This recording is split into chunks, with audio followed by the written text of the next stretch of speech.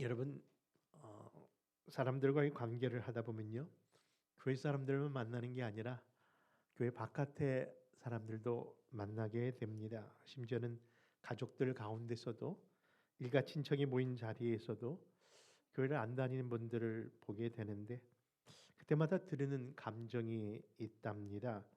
저만 그런 것이 아닌 것 같은데, 그것은 바로 너무 오래간만에 보는 낯설음 때문에, 아니면 그 어색함과 무료함 때문에 느껴지는 감정이 아니라, 뭔가 이야기를 나누고 그런 관계를 하다가 집에 올 때면 왜 이렇게 좀 답답하지 하는, 그런 채찍 내려가지 아니하는 그런 감정을 느낄 때가 있다는 겁니다.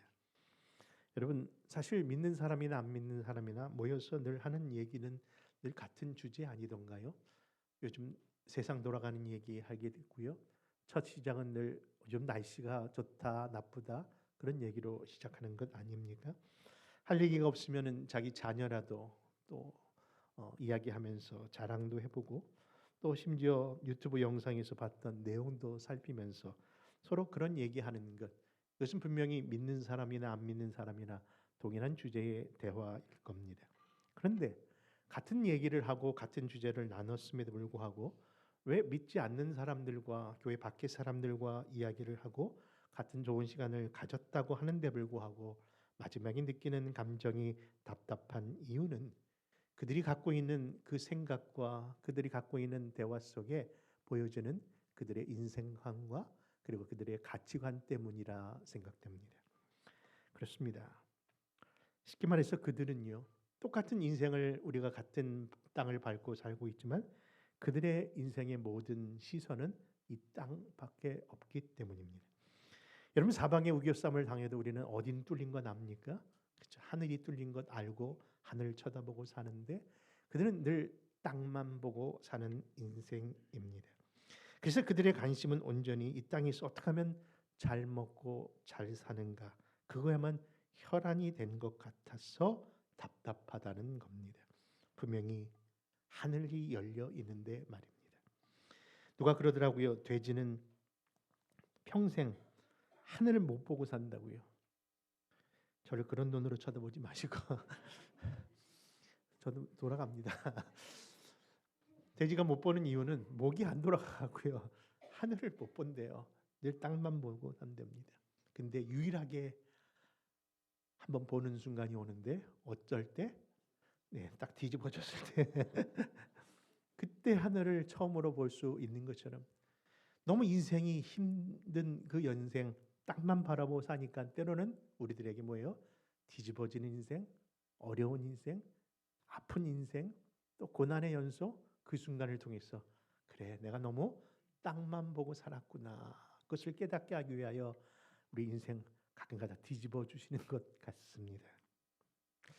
근데 그것을 모르는 세상 사람들은요, 늘 이 땅만 최고인 줄 알고 그 땅에서 어떻게 하면 돈 많이 벌고 잘 먹고 잘 사는 것만에만 극한되어 있다는 것이죠. 근데 더 안타까운 것은, 세상 사람들은 그런가 하는데 그런 삶의 태도와 생각이 이 시간 교회를 나와 예배하는 저와 여러분들에게도 있는 것은 아닌가 하는 겁니다. 누가 그러더라고요. 목사님, 정말 벼락 맞아도 좋으니 돈벼락 한번 맞았으면 좋겠습니다. 얼마나 물질의 어려움이 있으면 그런 얘기를 하시겠습니까? 근데 여러분, 우리는 벼락 맞으면 안 됩니다. 그게 결국 복이 아니더라고요. 여러분, 정말 하나님께서 우리에게 주시고자 하는 것은 무엇일까요? 그런 의미에서 여러분들에게 질문하고자 하는 내용은 다른 것이 아니라, 여러분 정말 우리가 위의 것을 바라보고 사는가 하는 질문입니다. 아파 보니까요, 아픈 사람 마음 알고요. 이제 나이 들어 보니까 왜 어른들이 인생이 참 허무하다는 이야기를 하는 줄 알 것 같습니다. 여러분, 그렇습니다. 인생의 황혼길에 오니까 정말 영원한 것이 있고요, 영원치 않은 한정적인 것이 있다는 것 자꾸 깨닫게 된다는 그런 표현들 말입니다. 어른들이 그러시더라고요. 난 이제 친구가 없어. 아니, 어떻게 하다가 친구가 없으십니까? 다 죽었어. 여러분, 나만 남았어. 한국에 가도 그 고향 친구 만나러 가는데 아무도 없더래요. 여러분, 인생의 황혼길에서 느껴야 될 것은 정말 인생에 영원한 것도 없고 나도 영원하지 않는데 정말 우리가 붙잡고 살아야 될 그 영원한 것. 그래서 성경은 위의 것이라고 하면서 말씀하시는 것이 아닐까요? 그런데 불구하고 지금 교회를 다니고 있고 신앙생활 하고 있고 심지어는 직분을 받은 직분자임에도 불구하고 서두에 드렸던 세상 사람들과 다를 바 없는 인생관, 가치관을 가지고 땅만 바라보고 사는 것은 아닌가 하는 그 질문을 또 다시 한번 드리는 겁니다. 여러분, 우리는 지난 사순절을 걸어왔습니다. 신앙 여정 속에 걸어온 그 길 속에 예수님이 가신 고난의 십자가도 걸어봤고요. 그리고 그 죽으신 예수님을 바라보며 안타까운 시간도 보냈고, 그리고 약속하신 대로 사흘 만에 부활하신 그 주님도 말씀 속에서 만나보았습니다. 지난주는 부활하신 예수님께서 이 땅에 며칠을 사셨다고요?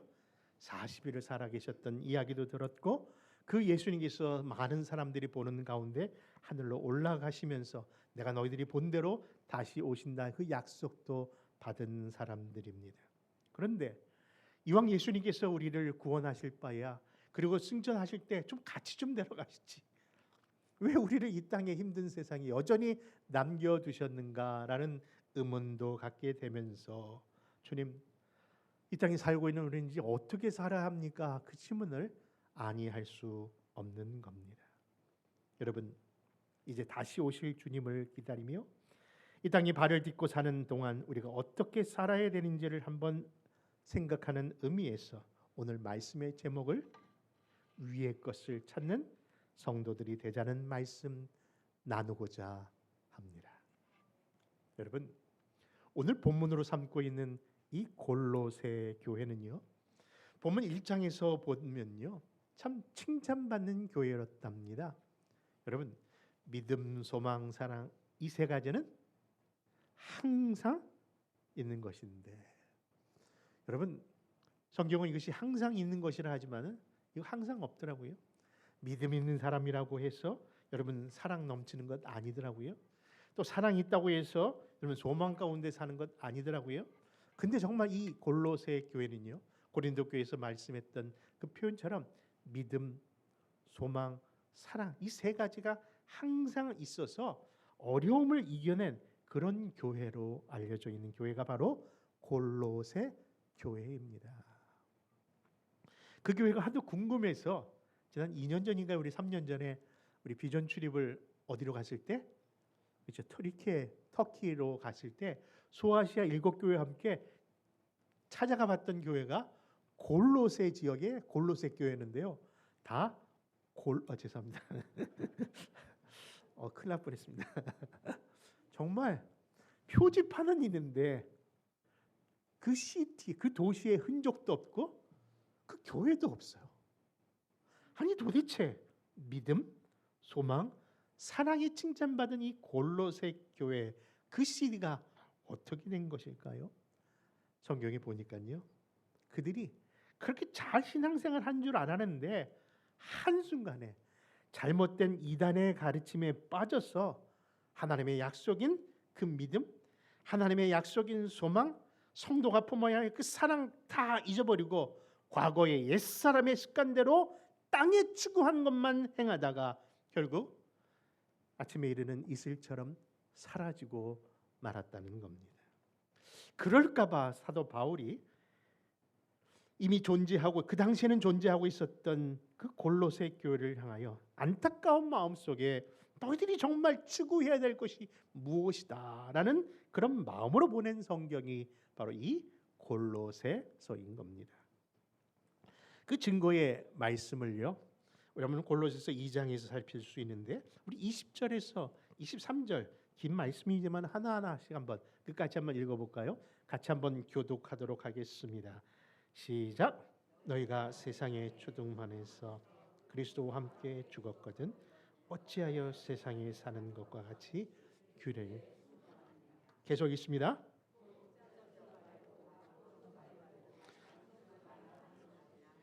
이 모든 것은 한때 쓰이고는 없어지리라. 사람의 명령과 가르침을 따르느냐? 자의적 숭배와 겸손과 몸을 괴롭히게 하는 데는 지혜 있는 모양이나 오직 육체를 따르는 것을 금하는 데는 좀도 유익이 없느니라. 여러분, 이처럼 이 세상에 정말 우리가 붙잡아야 할 것이 있고, 여러분 그것을 내려놓아야 될 것이 있는데, 영원하지 아니한 것을 마치 영원한 것처럼 붙잡고 사는 인생을 향하여 주시는 교훈 아니겠습니까? 그러더라고요. 공술의 공수거, 그렇죠? 빈손으로 왔다가 빈손으로 가는 인생인데, 여러분 유일하게 남는 게 무엇일까? 여러분, 정말 우리가 얘기하는 영원한 것, 하늘의 것이라는 것을 찾고 생각해야 된다는 말씀 아닐까요? 여러분, 사복음 속에 나오는 어리석은 부자의 교훈처럼 우리가 그렇게도 중요시 여기는 건강, 중요시 여기는 물질, 명예, 심지어 여러분들이 애쓰고 알았던 그 지식도 마지막 순간에 영원히 같이 가지는 않더라고요. 오늘 밤 하나님이 오라 하시면요, 다시 말씀 드린 것처럼 공술의 공수거, 우리가 빈손 들고 갈 뿐입니다. 그럼 모든 것도 아무런 유익이 없고 헛된 것이라는 말씀 아닌가요? 그래서 사도 바울은 이 무익하고 허탄한 인생에 땅의 것만 바라보고 살 것이 아니라는 의미에서 그 골로새 성도들에게 3장에 이르러서 그러므로라는 접속사를 통해서 여러분 다시금 땅의 것이 아닌 위의 것을 찾으라는 말씀을 이어서 한 거입니다. 그 말씀이 1절과 2절인데 우리 골로새서 3장 1절과 2절 같이 읽습니다. 시작. 그러므로 너희가 그리스도와 함께 다시 살리심을 받았으면 위의 것을 찾으라. 거기는 그리스도께서 하나님 우편에 앉아 계시느니라. 위의 것을 생각하고 땅의 것을 생각하지 말라. 사랑하는 성도 여러분, 정말 소망합니다. 우리 사랑하는 성도들 한 사람 한 사람 영원한 것, 여러분들이 하나님 앞에 섰을 때 그래 정말 잘했다라고 칭찬받을 만한 그 위의 것을 생각하고 위의 것을 찾는 여러분 되시길 주님의 이름으로 축원합니다. 정말 축원합니다. 근데 여러분, 여기서 말하는 그 위의 것을 생각하고 위의 것을 찾으라고 하시는데 그 위의 것이 무엇일까요? 어떤 분은 이 말씀을 가지고 이렇게 설교하는 것을 들은 적이 있습니다. 그러니까 네 보화를 어디에 쌓아두라? 땅에 쌓아두지 말고 하늘에 쌓아두라는 것으로 적용하시더라고요. 여러분, 그래서 교회는 헌금이 더 들어올 수는 있는지 모르겠으나 여러분, 분명히 이 말씀이 그렇게 귀결되어야 되는 것 아니지 않습니까? 아니라는 얘기입니다. 여러분, 우리가 열심히 전도하고 봉사하고 헌금 생활하면 분명히 하나님의 약속이 있습니다. 그러나 지금 우리 이 말씀 속에서 너희가 이 땅에서 정말 우리가 기억하고 생각하고 찾아야 될 것은 다른 것이 아니라 열심히 헌금하고 열심히 봉사하라는 그런 의미에 주신 것이 아니라 분명히 위의 것이라는 의미가 따로 있지 않을까요? 여러분, 인생을 여정이라 표현하고 그 여정의 구약 성경에서 가장 잘 보여주시는 말씀이 있다면 그것은 바로 애굽에 종살이하던 백성들을 그쵸, 약속의 땅 가나안으로 인도하는 그런 출애굽의 여정으로 표현할 수 있습니다. 그래서 신약에서도요, 그 믿음의 여정을 항상 얘기할 때마다 출애굽 이야기가 나오는 이유이기도 합니다. 그런데 그 출애굽의 여정 가운데서도 마치 로마서가 11장으로 반이 뚝 잘라지는 것처럼 이 출애굽의 여정도 그 출애굽기 19장으로 before, after로 갈라지는 말씀이 등장하는데요. 그 중심에는 다른 것이 아니라 똑같이 애굽을 빠져나온 출애굽한 사람들의 이야기지만 가장 중심에 사건이 하나 있다는 것을 19장에서 얘기합니다. 그 사건이 그 무엇인가 하니 바로 하나님의 언약의 백성의 약정이 그때 이루어지면서 무엇을 받아요? 십계명을 받는 겁니다. 십계명을 받고 또 하나님께서 내가 너희와 함께 하신다는 하나님의 임재의 상징인 성막과 성막 안에 가장 중요한 언약궤를 주시는 말씀이 19장의 말씀이에요. 그래서 그런가요? 이스라엘이 지금 여정 끝에 그들이 보여주는 그 삶의 여정을 연상해 본다면요, 그들은 바로 하나님께서 이스라엘 백성들 인도하자마자 하나님의 초자연적인 능력으로 낮에는 구름 기둥, 밤에는 불 기둥. 여러분, 그것은 길만 인도하는 것이 아니라 보호하신다는 의미도 있지 않습니까? 그렇죠? 그 뜨거운 햇빛, 그 사막에서 그늘을 져주게 하시는 하나님의 은혜가 그 기둥 가운데, 구름 기둥 가운데 있었고, 저녁이면 또 그렇게 춥다면서요. 우리가 아침 저녁으로 날씨가 달라지는 캘리포니아에서도 경험하는데 그것은 더하다고 합니다. 그런데 그때 뭘로 지켜주는 거예요? 불기둥으로. 그러니까 하나님이 분명히 그런 지키심과 인도하심이 구름기둥과 불기둥입니다. 그런데 그 하나님의 임재를 상징하는, 하나님의 지키심을 상징하는 구름기둥과 불기둥은 항상 이스라엘 백성들이 뭐예요? 그만 바라보고 따라가는 모습이에요. 마치 목자가 양떼 앞에 서서 양떼는 음메하면서 목자의 몸만 따라가는 것처럼 말입니다. 그런데 그 모습이 바로 출애굽 19장 전의 모습이라는 거예요. 그때는 이스라엘 백성들이 다 하나님을 나의 목자, 나의 구름, 나의 불기둥이라 생각하고 그분만 따라가는 인생이었어요. 그런데 19장에 하나님의 언약이 이루어지고 하나님의 임재가 하나님의 앞선 자로서가 아니라 그들 진영 중심에 임하면서 그 행렬이 모습이 달라지더라는 거예요. 아까는 뭐라고요? 따라가는 인생인데 이제는 뭐예요? 그 행렬 속에, 그 진영 속에 어디에 계신 주님? 가운데 계신 주님으로 나타납니다. 그 그림을 한번 연상하면서 한번 만들어 와 봤는데요. 아마 이런 그림이라 생각됩니다. 한번 볼까요? 그렇죠? 19장 전에는 구름기둥, 불기둥을 통해서 이렇게 한 줄로, 아니 한 모습으로 많은 사람들이 따라가는 모습이었어요. 그런데 진중에 함께 거하시는 하나님이 영적으로 그들한테 실질적으로 임하시면서 뭡니까?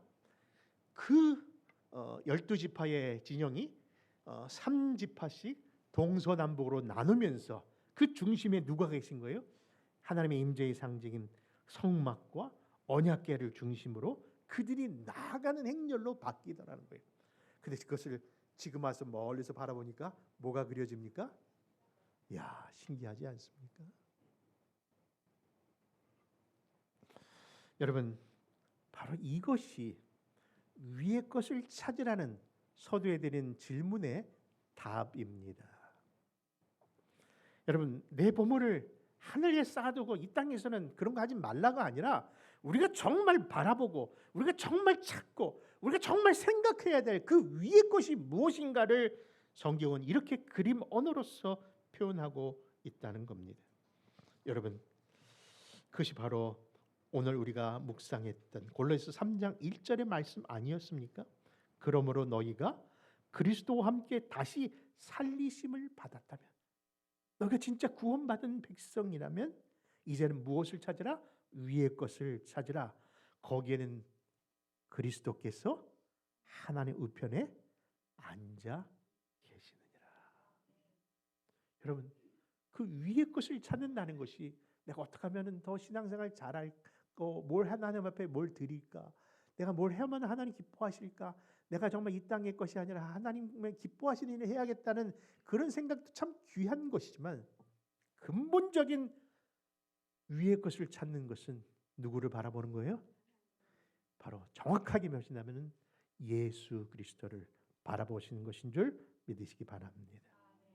그분은 이 땅에 오셨고 이 땅에서 죽으셨고 이 땅에서 부활하셨고 이 땅에서 다시 하나님 앞에 승천하셨고 다시 오실 주님이 지금 어디에 계시다고요? 우리는 사도신경을 통해서 고백하지 않습니까? 하나님 은편에 앉아 계시다가 죽은 자와 산 자를 심판으로 다시 오시는 그날까지 우리가 계속적으로 찾고 묵상하고 생각해야 할 그분은 다른 것이 아니라 바로 예수 그리스도이신 겁니다. 여러분, 하나님이 원하시는 바르고 성숙한 신앙적 태도라는 것은 서두에 드렸던 표현처럼 그저 구름 기둥만 따라가는 그런 인생이 아니라 그 주님을 어디 가운데 내 삶 중심에 모시는 삶, 그 동행의 삶인 줄 믿으시기 바랍니다. 그럼 주후 400년경에 시리아의 알포요 지역에 동방교에서 세운 수도원이 있었는데요. 이 수도원에는 4대 성자로 불려지는, 그러니까 그 당시에 4대 성자라고 불려지는 시메온이라는 특별한 수도사가 있었답니다. 시메온. 그는 바로 예수님의 12 제자 중에 하나였던 사도 요한과 맞먹는 그런 성자로 불려지는 그런 자입니다. 근데 그 자가 왜 그렇게 많은 사람들의 추앙을 받고 그렇게 기억되는 이유는 그 사람의 삶이 세상과 구별되는 삶을 살겠다는 헌신 때문이었습니다. 어릴 때부터 산상수훈에 감동이 되어서 나는 세속적 유혹에 빠지지 않으려고 하나님과 그 세상과 구별되는 삶을 살기 위해서 늘 이 땅을 안 밟고 살려고, 땅에 살지 않으려고 애를 썼다고 합니다. 그래서 위의 것을 찾다 보니 자꾸 위로 올라가게 되었고 나중에는 자기 몸을 쇠사슬에 꽁꽁 묶고 움직이지 못하도록 15m에서 18m는 높은 기둥 위에 거기 앉아서 평생 살았던 사람이 바로 이 시메온이라는 수도사인데, 그를 사람들이 하도 바라보면서 주상성자, 그렇죠? 주님을 바라보면서 성자의 삶, 땅을 밟지 않은 사람이라는 그런 성자의 칭호를 줬던 사람이고요. 그런 사람, 수도사를 추종했던 사람들이 무려 1000여 명이 넘었다는 기록이 있을 정도입니다. 여러분, 이 땅을 바라보지 않고 저 하늘을 바라보며 하나님의 약속을 붙드는 삶이 그런 삶을 이야기하는 것일까요? 결코 아닌 겁니다.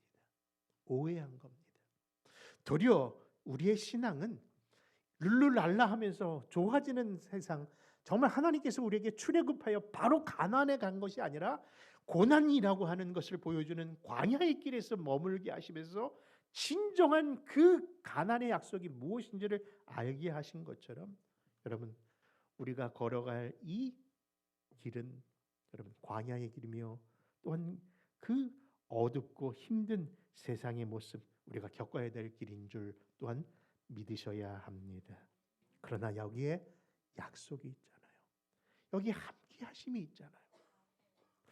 여러분, 그렇습니다. 위의 것을 찾으라는 것은 이처럼 세속을 버리고 오직 신령한 삶만 하라는 것이 아니라, 비록 우리가 이런 암담하고 어두운 세상과 여러 가지 어려운 일을 경험한다 할지라도 우리의 길과 우리의 진리와 우리의 생명이신 누가 함께 하신다? 예수 그리스도가 함께 하신다는 것을 믿는다면, 여러분, 이것이 바로 진정한 신앙적 태도이기에 사랑하는 성도 여러분, 그런 고백이 우리 안에 있기를 소원합니다.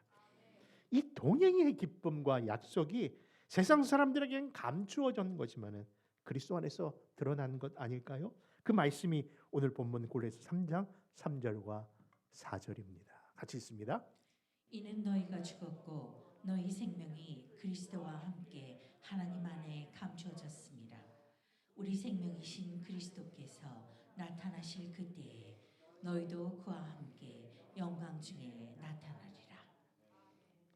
여러분, 쉼없는 분주한 일생 속에서 어느 하나 진전 없이 몸만 피곤한 인생을 살고 있지만 그럴 때마다 자기를 탓하잖아요. 내가 능력이 없어서, 내가 노력이 부족해서, 내가 남들처럼 그런 좋은 가정에 태어나지 못해서 스스로를 탓하고 있지만, 여러분, 이것은 다른 의미보다는요, 도리어 하나님께서 나를 이처럼 사랑하시고 하나님의 은혜로 구원받았음에도 불구하고 그런 마음이 드는 이유는 아직도 내 중심에 누구를 모시지 않았기 때문에, 예수 그리스도가 나의 주인이 되지 않으셨기 때문에 스스로 겪는 갈등이라 생각됩니다. 여러분, 내 마음에 그리스도를 나의 주로 모시기를 바랍니다. 아니, 확실하게 모시기 바랍니다. 삶의 방향이 달라지고요, 그 태도가 분명히 달리 보이실 겁니다. 예전에 선교회 헌신 예배를 드리면서 어떤 초청 강사님을 모셨는데요, 이번에 늘 하시는 것처럼 설교 본문과 제목을 주시면서 근데 목사님 설교 후에 꼭 이 찬양은 불러 주셨으면 좋겠습니다. 그 찬양의 곡이요, 은혜로다의 찬양이었어요. 근데 요즘 우리가 잘 부르고 있는 은혜로다 그 찬양이 아니고요, 이것은 10여 년 전에 이런 찬양의 곡이 있었답니다. 그것은 장종택 당시 전도사님이 지으신 찬양인데요. 처음 듣는 데는 이게 뭔가 하는 생각이 들었습니다. 왜냐하면은 그 가사가 그냥 한 줄 가사가 계속 반복일 뿐이에요. 말 그대로 은혜로다, 은혜로다, 그냥 은혜로다예요. 여러분, 그런데 이상하게 그 찬송을 부르고 나면요, 왜 이렇게 가슴이 뭉클해지는지. 그래서 도대체 이 찬양의 배경이 뭔가를 찾아봤더니요, 다음과 같은 간증의 이야기가 있더라고요. 당시 7살의 나이에 있었던 딸 은유를 두었던 이 전사님이 그 은유가 멀쩡하게 잘 자라는 것 같으니 7살 되는 해에 수용성 뇌염으로 투병을 하게 됩니다. 아니 너무 이쁘게 생겼어요. 그런데 그 아이가 그런 뇌망염으로 이제 병원에 들어갔죠. 근데 이것이 더 와전돼서 그 어린 나이에 자궁을 드러내야 되는 그런 일이 벌어집니다. 그리고 7차례의 혈장 분리 수술을 받습니다. 아니 너무 고통스러워서 그것을 했는데 결국 항암 치료까지도 나아가는, 아니 정말 이거 나아지는 것이 아니라 점점 어려운 일을 겪어야만 했던 겁니다. 그런데 마지막 그래도 이렇게 하다 보면 낫겠지, 무슨 결과가 있겠지 했는데 의사의 마지막 결론은 더 이상 내가 할 게 없습니다 라면서 손을 들면서 이제 마지막 죽음을 준비하라는 그런 절망적인 사망 선고만 듣게 되었답니다.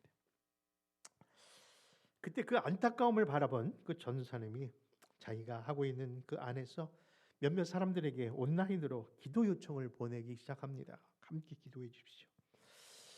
그런데 그 이야기 속에 한 영상과 함께 그 모습이 전달되면서 많은 믿음의 형제들이 그 온유를 위하여 기도하는 장면이 시작되는 것이었습니다. 어느 날 병상에서 그 온유가 잠깐 깨어나는데 그때 고통 속에 깨어나면서 그 어린아이가 하나님께 드린 기도가, 그 영상이 다시 보여드리고 싶지만 예배 시간이라 보여드리지 못했습니다만 한번 찾아보십시오. 그런데 그 어린 온유가 뭐라고 기도하는고 하니 이렇게 기도합니다. 하나님, 내 병 고쳐주세요. 나 좀 낫게 해주세요. 나 너무 힘들어라는 그런 상황인데 불구하고 그것은 하나도 없고요. 딱 간절함으로 표현하는 그 기도 말에는 단 이 한 단어였습니다. 예수님, 나를 위해 죽으셔서 감사합니다. 내가 그런 주님을 사랑합니다. 예수님 사랑해요 라는 그 말뿐이었습니다.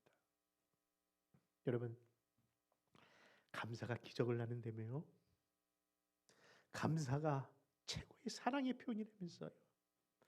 그 말 한마디의 역사 속에 있었는지 지금 10여 년, 지금 20년이 가까운 이 시간까지 그 아이가 자라났고 살아났고, 그리고 그 전사님도 간증을 전하는 주의 종으로 쓰임 받고 있습니다.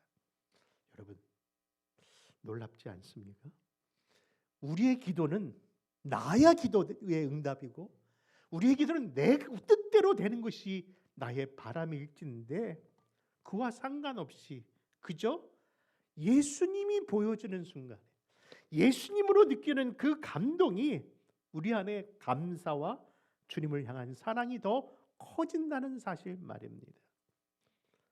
여러분, 저도 젊은이들과 함께 오랫동안 하면서 수많은 질문들을 받습니다.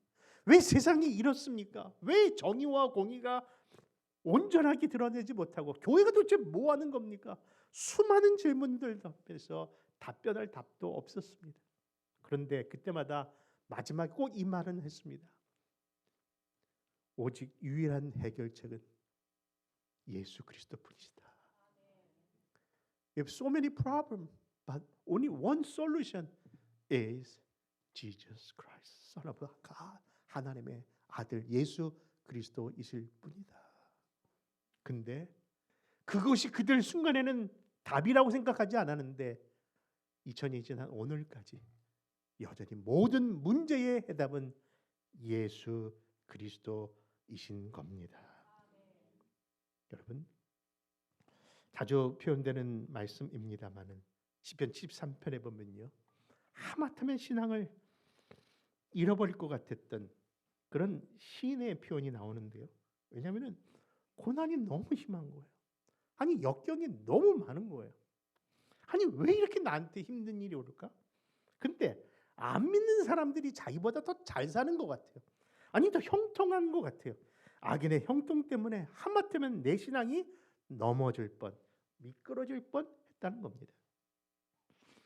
여러분, 그들이 자녀가 더 잘 되는 것처럼 보이고 심지어 죽을 때도 더 편하게 죽는 것처럼 보여진다는 겁니다. 그런데 그가 어디에서?